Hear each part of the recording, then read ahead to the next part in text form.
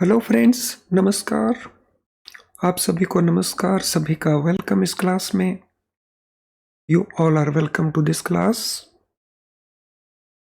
Confirm करें आपका audio video accessible है। Please confirm your audio video is okay.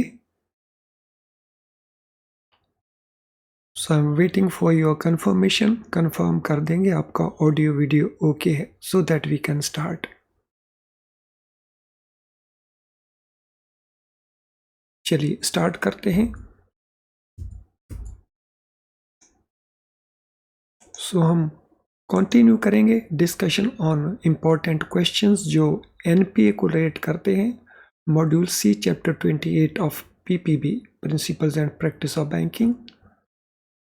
तो ये हमारा क्वेश्चन नंबर 50 है। When do loans with moratorium for payment of interest become overdue. ऐसे लोन जिनमें मॉरिटोरियम पीरियड दिया है पेमेंट ऑफ इंटरेस्ट के लिए, वो ओवरड्यू कब बनते हैं। सो मॉरिटोरियम होता है वो पीरियड जो किसी भी बोरोर को दिया जाता है, जिस पीरियड के अंदर वो अपने आप को तैयार करता है रीपेमेंट शुरू करने के लिए उससे, लेकिन रीपेमेंट उस पीरियड में नहीं लिया जाता। तो चलें, after moratorium period is over, after gestation period is over, after due date for payment of interest is if uncollected, after due date of payment of interest regardless of collection. So when do loans with moratorium for payment of interest become overdue? Overdue वो कब बनते हैं?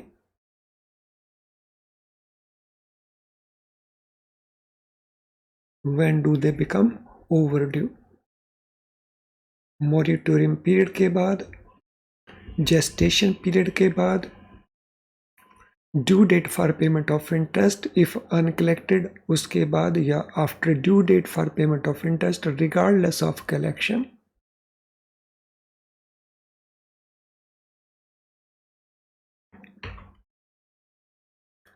सो question 50 के लिए answer बनता है C. जो payment of interest का ड्यू डेट है, अगर वो पेमेंट नहीं होता तो फिर उसको कहेंगे ओवरड्यू। सो ड्यू डेट के ऊपर इंटरेस्ट का पेमेंट आना चाहिए मॉरिटोरियम पीरियड के बाद। अगर पेमेंट नहीं आता तो it will be called overdue. When should housing loan or similar loans granted to staff members be classified as NPA? अगर स्टाफ को लोन दिए जाते हैं जैसे हाउसिंग लोन है या इस प्रकार के और लोन्स हैं, तो उनको एनपीए कब ट्रीट किया जाएगा। तो ये हमारे ऑप्शन आंसर्स हैं। देखिए कौन सा ऑप्शन आंसर में करेक्ट लगता है, which appears to be okay.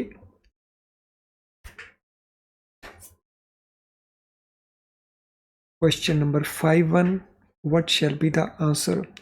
After first quarter of non-payment of interest, after second quarter of non-payment of interest, after third quarter of non-payment of interest, या only when there is default in repayment of installment or principal or payment of interest on the respective due dates. So when housing loan or similar advance be classified as NPA. Question number 51.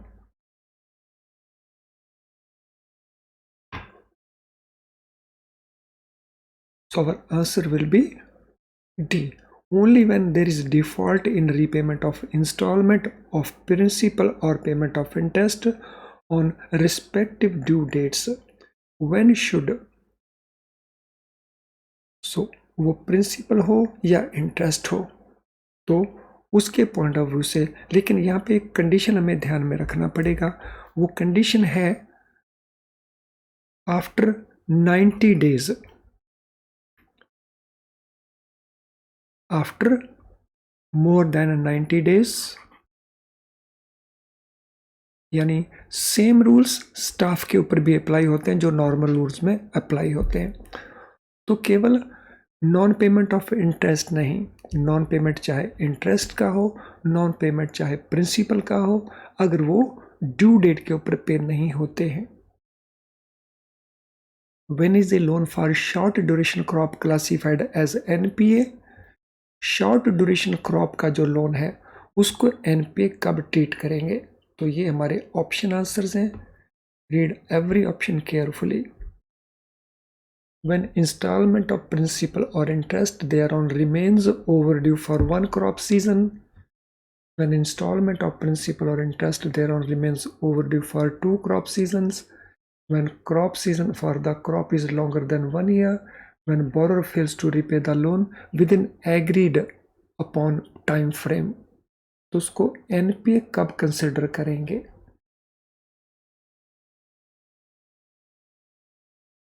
तो ध्यान रखें, it is short duration crop.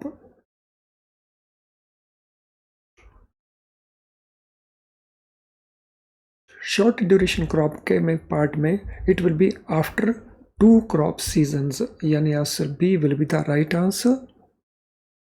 How long must be installment of principal or interest be overdue for a loan granted for long duration crop to be considered as NPA? अगर ये long duration crop हो तो उसमें ये overdue का period कितना है, irregularity का पीरियड कितना होगा? 1 crop season, 2 crop seasons, 3 crop seasons, या it is not considered NPA.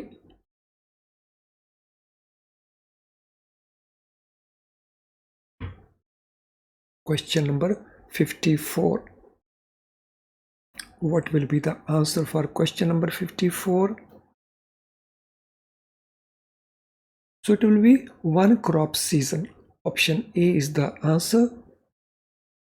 What are long duration crops? So long duration crops हम किनको कहते हैं?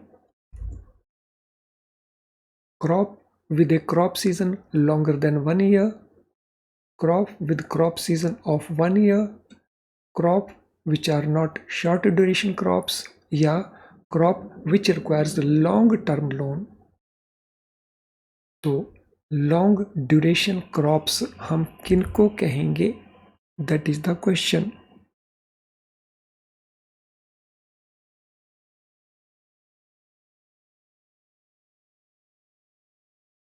सो लॉन्ग ड्यूरेशन क्रॉप्स हम कहेंगे उन क्रॉप्स को जिनका harvesting period more than 1 year है, लॉन्गर देन 1 ईयर. तो crop season here means the harvesting period. How are NPS for agricultural term loan to a farmer determined? अगर हम agriculture term loan देते हैं फार्मर को तो उसका एनपीए हम कैसे डिटरमिन करते हैं? Based on duration of crop raised by the farmer, based on amount of loan, based on farmer's credit score, या based on bank's discretion. Agriculture term loan to a farmer, उसका NPA हम किस basis के ऊपर determine करते हैं?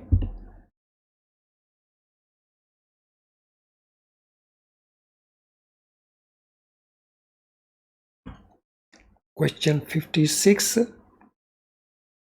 What is the answer?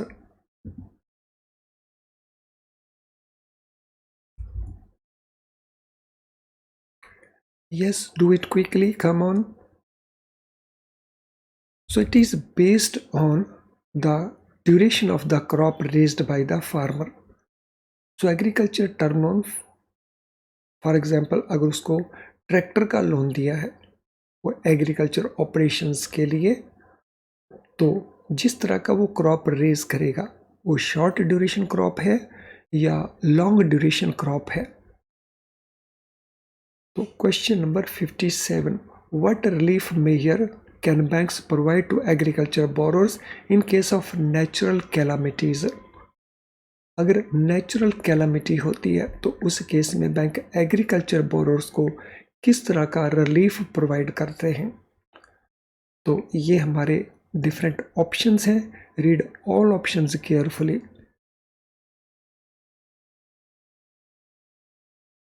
Conversion of short-term production loan into term loan, rescheduling of repayment period, sanction of fresh short-term loans, या ये सारे के सारे ही मेजर्स हैं relief measures.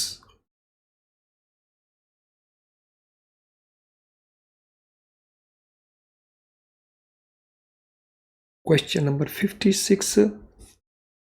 Read all options carefully and then answer.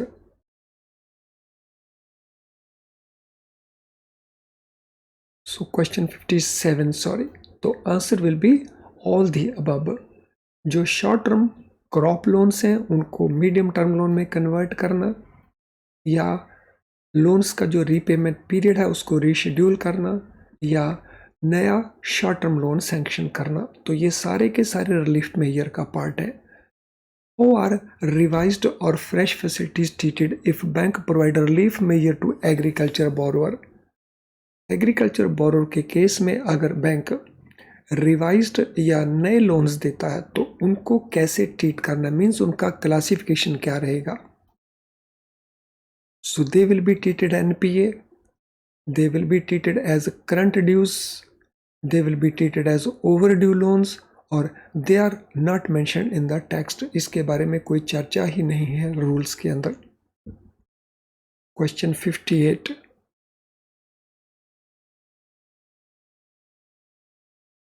What is the answer for question 58?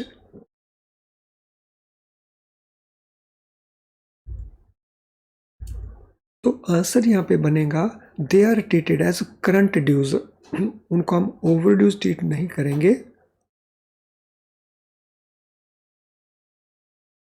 So these will be treated as current dues.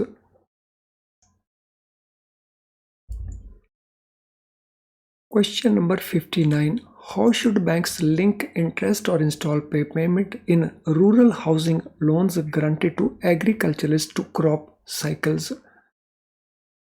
तो how should banks link, bank कैसे link करेंगे interest और instalment payable on rural housing loans granted to agriculturist to crop cycles.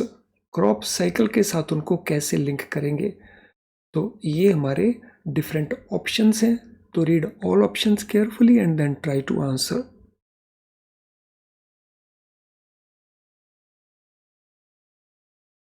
So what shall be the answer to question number 59?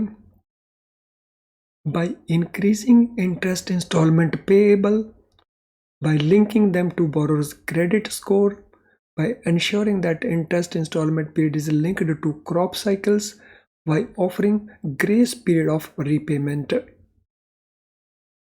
तो rural housing, ये loan housing के loans हैं, इनको crop cycle के साथ हम कैसे लिंक करेंगे अगर लोन दिया जाता है वो एग्रीकल्चरिस्ट को. तो how that will be linked. Question number 59. So it will be linked to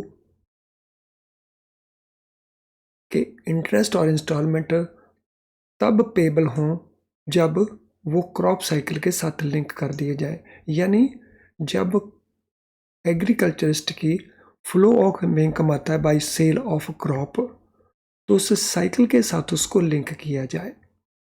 question number 60. When are credit loan facilities backed by guarantee of central government considered as NPA. तो अगर loan दिया जाता है किसी government की corporation को जिसे central government guarantee करती है, तो उसमें एनपीए कब कंसिडर किया जाएगा.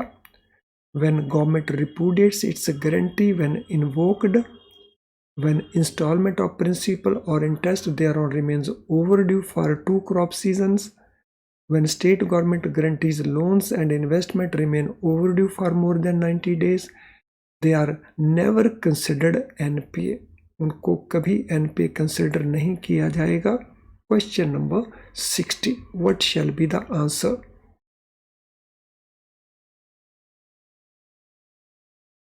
So answer for question number 60.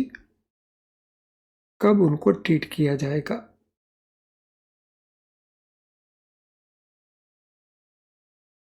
So that will be treated NPA when government repudiates its guarantee when invoked. अगर बैंक ने पैसा मांगा है गवर्नमेंट से लेकिन गवर्नमेंट पैसा देने से मना कर देती है, रिपुडिएट कर देती है अपनी गारंटी को। Repudiate means when government does not honour its commitment. Friends, memory collected questions जो प्रीवियस ईयर्स के होते हैं उनका एक अपना इम्पॉर्टेंट रोल होता है। सो वो इम्पॉर्टेंट रोल क्या है?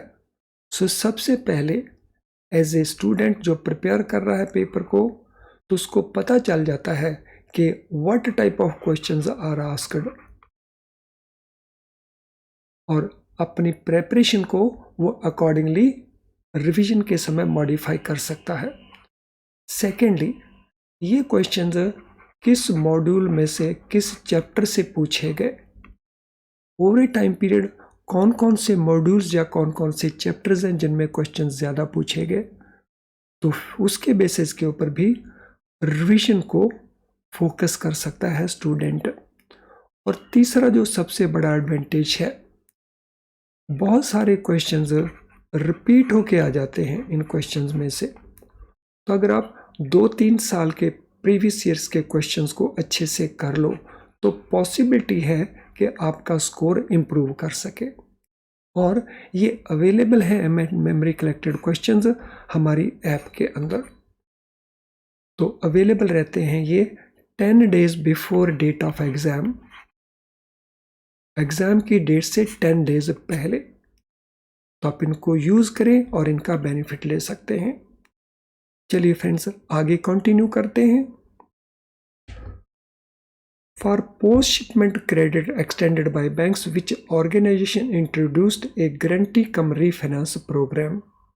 बैंक जब एक्सपोर्ट के लोन्स करते हैं पोस्ट शिपमेंट, तो कौन सा ऑर्गेनाइजेशन है जो guarantee cum refinance programme conduct करता है?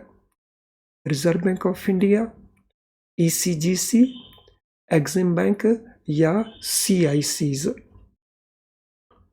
सो कौन कंडक्ट करता है, इंट्रोड्यूस करता है guarantee cum refinance programme?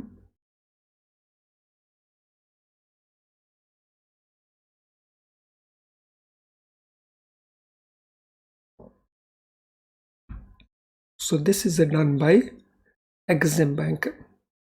ECGC केवल गारंटी देती है, रीफाइनेंस नहीं करती, लेकिन एक्सिम बैंक गारंटी भी देता है और रीफाइनेंस भी प्रोवाइड करता है। In case of default in post-shipment credit, how long does it take for Exim Bank to pay guaranteed amount to the bank? So post-shipment loan में अगर डिफ़ॉल्ट होता है तो एक्सिम बैंक डिफ़ॉल्ट का amount पे करने में कितना टाइम लेता है?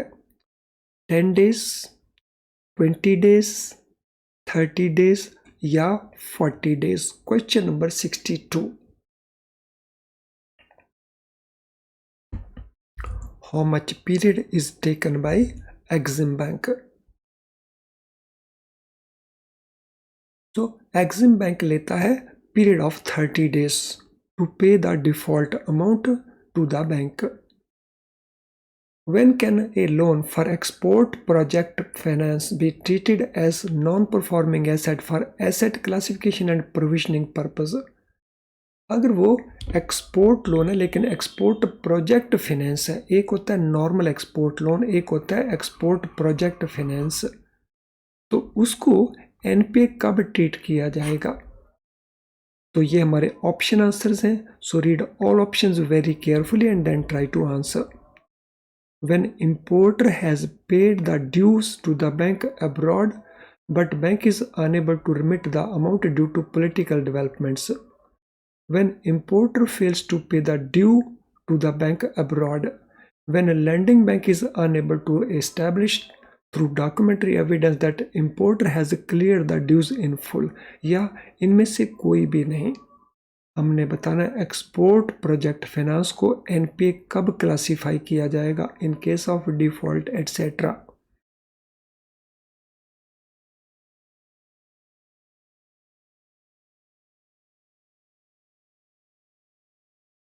Question number 63।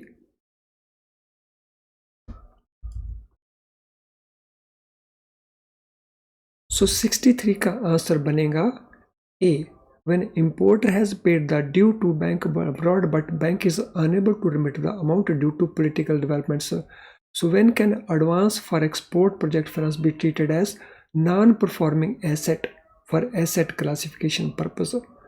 तो यहाँ पे आंसर हमारा ए नहीं होगा because that is a country risk, तो आंसर होगा हमारा बी। तो इसको हम करेक्ट कर लेते हैं आंसर को। अगर इंपोर्टर ने लोन पे कर दिया है लेकिन बैंक उसको रिमिट नहीं कर पा रहा तो फिर उसको एनपीए ट्रीट नहीं करेंगे। लेकिन अगर इंपोर्टर ने पैसा पे नहीं किया है और लोन ओवर ड्यू हो गया है, when importer fails to pay the dues to the bank abroad, तो कंट्री के बाहर अगर इंपोर्टर ने पैसा पे नहीं किया है तो फिर उस केस में वो अकाउंट एनपीए बनेगा। लेकिन कंडीशन वो याद रखनी है, सो ओवर ड्यू डेट के 90 डेज के बाद it will become NPA. How long after importer has deposited the amount in bank abroad can asset classification be made in case of export project finance? तो 6 महीने के बाद, 9 months के बाद, 1 साल के बाद या 2 साल के बाद। How long after importer has deposited the amount in bank abroad can asset classification be made in case of export project finance? तो कितनी देर के बाद हम उसके क्लासिफिकेशन को कंसिडर करेंगे चेंज करने के लिए? अगर इंपोर्टर ने तो पैसा दे दिया है बैंक को लेकिन बैंक उसको रिमिट नहीं कर रहा है, सो 6 महीने के बाद, 9 महीने के बाद, 1 साल के बाद या 2 साल के बाद। Question number 64।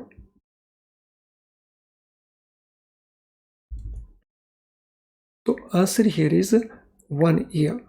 तो अगर इंपोर्टर ने पैसा डिपॉजिट करवा दिया है लेकिन वहाँ का बैंक रिमिट नहीं कर पा रहा क्योंकि पॉलिटिकल डेवलपमेंट्स ऐसी हैं, रिस्ट्रिक्शंस इम्पोज कर दी हैं, तो 1 साल तक अगर बैंक वो पैसा रिमिट नहीं करवाता तो फिर कंसिडर किया जाएगा उसके एसेट क्लासिफिकेशन में चेंज को।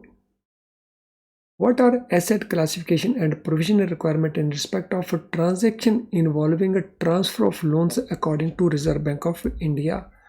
तो कुछ केसेस में लोन का ट्रांसफर हो जाता है from bank A to bank B, तो उस केस में प्रोविजन की और क्लासिफिकेशन की रिक्वायरमेंट्स क्या है? So this is the question.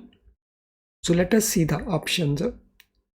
According to RBI transfer of loan directions 2021, according to transfer of risk guidelines 2021, according to RBI transfer of loan liabilities policy 2021, या इनमें से कोई भी नहीं है।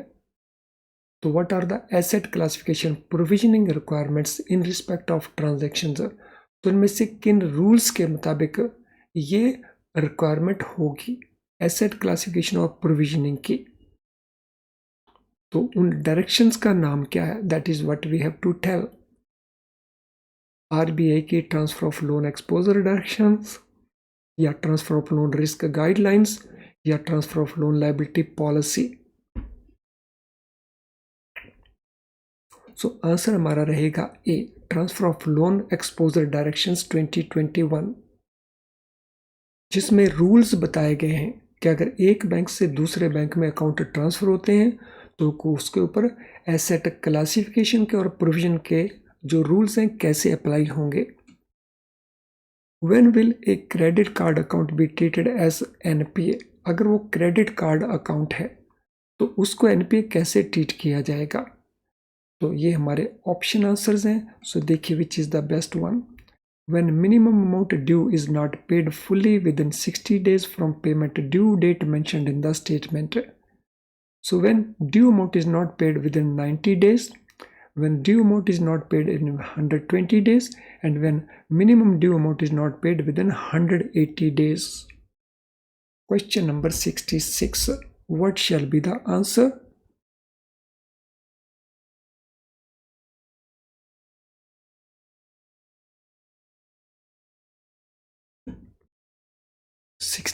के लिए आंसर क्या रहेगा?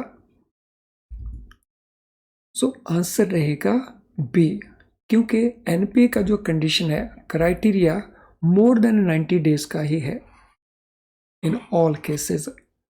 तो आंसर विल बी 90 days, यानी option B. How long does credit card account need to remain past due for banks to report it as such to CIC or levy penal charges? अगर credit card account में पैसा due date के ऊपर पे नहीं किया जाता और वो पास्ट ड्यू बन जाता है, तो कितना टाइम में रिपोर्टिंग करनी है CIC को? सो पास्ट ड्यू कितने पीरियड के लिए वो रहे? 1 डे के लिए, 2 डेज के लिए, 3 डेज के लिए या 4 डेज के लिए, अगर वो पास्ट ड्यू बन जाता है तो this report is to be submitted. So this report is to be submitted when it is for 3 days। अगर वो past due means overdue बन जाता है 3 days के लिए। From which date should the number of days past due and late payment charges be calculated in case of credit card account? तो कौन सी date से ये कैलकुलेशन करनी है? Number of days past due and late payment charges be calculated in case of credit card accounts from date of a transaction, from statement date, from payment due date mentioned in credit card statement, या none of these. Question 68. What shall be the answer?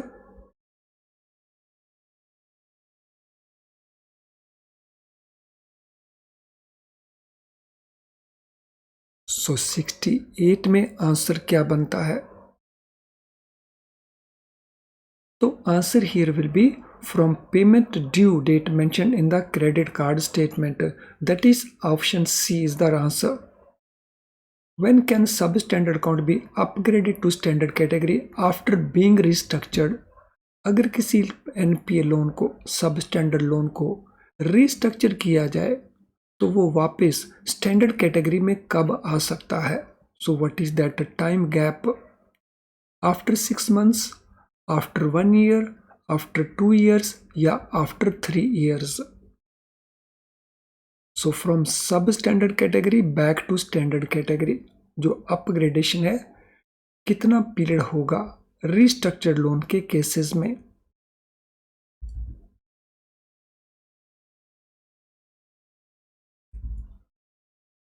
So this is period of 1 year। लेकिन 1 year का condition क्या है? सो इस 1 year period में there should be regular repayment. So there should be regular repayment during that period of 1 year. Next question. What is condition for substandard asset not to deteriorate during 1 year period after being restructured? तो condition कौन सी है वो हमने बतानी है। वैसे वो condition already मैंने 69 के आंसर में दे दी है। सो condition is account demonstrate satisfactory performance during 1 year period. इस 1 साल के पीरियड के अंदर अकाउंट में जो रीपेमेंट है वो रेगुलर बेसिस के ऊपर हो रही हो। Account demonstrates satisfactory performance during 1 year period. Question 71. What is take out finance in the context of infrastructure projects? Infrastructure projects के केस में टेक आउट फाइनेंस हम किसको कहते हैं? तो ये हमारे ऑप्शन आंसर्स हैं। A loan provided by bank to borrower for infrastructure project, a loan provided by government for infrastructure project, transfer of outstanding loan in infrastructure to another financial institution, या financing arrangement for short term infrastructure projects.